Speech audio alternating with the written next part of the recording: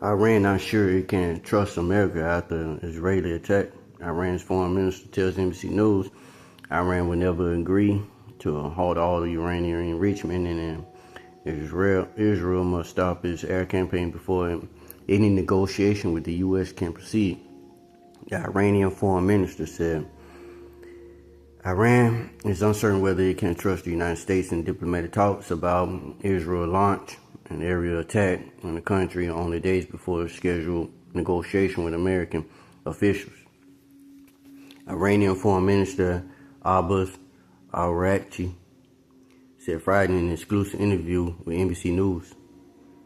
Asked by NBC News, Andrea Mitchell whether a deal with the U.S. states could be reached within the next 2 weeks, frame recently given by President Donald Trump, Araghchi said it was up to the Trump administration to show their determination for going for a negotiated solution.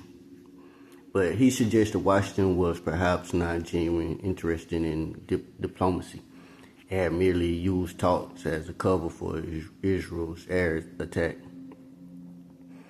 At her Thursday briefing, White House Press Secretary Caroline Leavitt delivered what she said was a message from Trump based on the fact that there's a substantial chance of negotiation that may or may not take place with Iran in the near future. I will make my decision whether or not to go within the next 2 weeks. Promising some actions or decision in 2 weeks is a frequent thing for Trump. He has done so over a dozen times just in the last 2 months, and he often does not make good on it. Israel, a staunch U.S. ally, last week launched airstrikes 2 days before a 6th round of negotiation between U.S. and Iranian officials. But intermediaries for Oman has been scheduled to take place. U.S. officials said the administration was not involved in the Israeli military operation. So they had perhaps this plan in their mind, and they just needed negotiation perhaps to cover it up. Araghchi said, "You won't know how we can trust them anymore."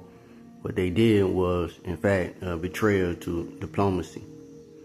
During the interview, which was conducted in Geneva after he held talks with European top diplomats, Araghchi said that his government was ready to negotiate, but that Israel first had to halt its aerial attacks on Iran.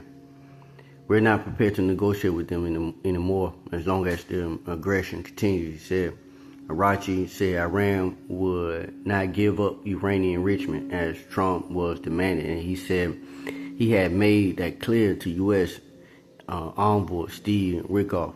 "I told him several times zero enrichment is impossible," he said. "Every country has the right to enrich uranium for peaceful purposes," Araghchi said. "This is an achievement of our own scientists. It's a question of national pride and dignity," he said. As for Witkoff, Araghchi said he appeared unable to deliver on what had been discussed in previous meetings. "I think he is a gentleman, somebody you can walk with, but unfortunately he changed his words every time we meet. So maybe that was because he couldn't deliver what he promised to us," Araghchi said. He added, "There is a lack of confidence now between us because he didn't deliver his promises and what he told us that we could do. He and Witkoff do continue to communicate, though," he said. "There are some direct messages, some indirect messages we're exchanging," Araghchi said, "and we have explained each other's position to each other in order to prevent misunderstanding." He added that doesn't mean negotiation. They have asked us to negotiate, but we negotiate only when it is negotiation and not dictation. Araghchi also said the bombing of Iran's nuclear facilities could not destroy the technical knowledge Iran has developed in its nuclear program. Suppose they destroy one facility or two, he said, we can rebuild them because the knowledge is here. The technology is there. We have achieved that ourselves, and the technology cannot be reversed, cannot be destroyed by bombs.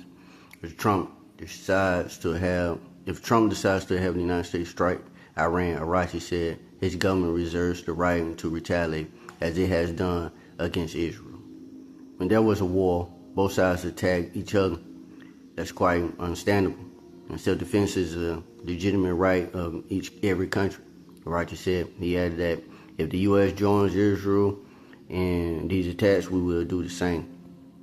Addressing Israel's threat to target Iran's supreme leader, Ayatollah Ali Khamenei, Roger said that such an act will be the biggest crime they can commit, but that they won't be able to do that. The supreme leader, who has had power in Iran since 1989, is an unelected Shiite clergy who holds ultimate political authority in the Islamic Republic and can overrule the elected parliament and president. Roger said Khamenei has millions of followers not only in Iran but in other countries. Trump has said the United States knows where Khamenei is, but is not planning to target him, at least not for now. As whether he regarded Trump's comments as a threat, Roger said, I see it more as an insult, and I'm amazed how the president of the so-called superpower can talk like this. We have always talked about President Trump respectfully.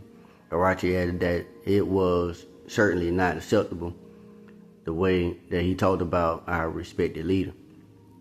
To revive negotiations between Iran and the United States, Washington only needs to tell Israel to halt its airstrikes on Iran, he said. I think if Americans are serious to go back into diplomacy, what it needs is only a telephone call from Washington to Tel Aviv to stop everything he said.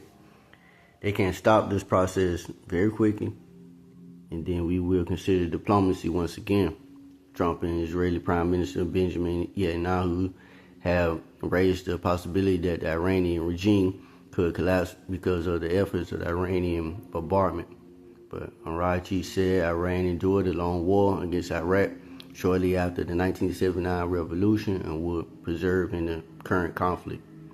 He said that Iranians have a long history of independence and that he hopes Trump understands Iran and our pride and dignity.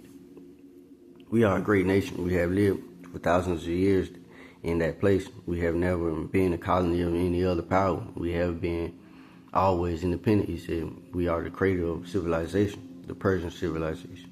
So all those things cannot be bombed away. Rachi is an experienced diplomat who has one of the top negotiators of the 2015 nuclear deal between Tehran and world powers. That agreement limited Iran's nuclear work in return for an easing of U.S. and international sanctions. In this first term, Trump withdrew the United States from the accord.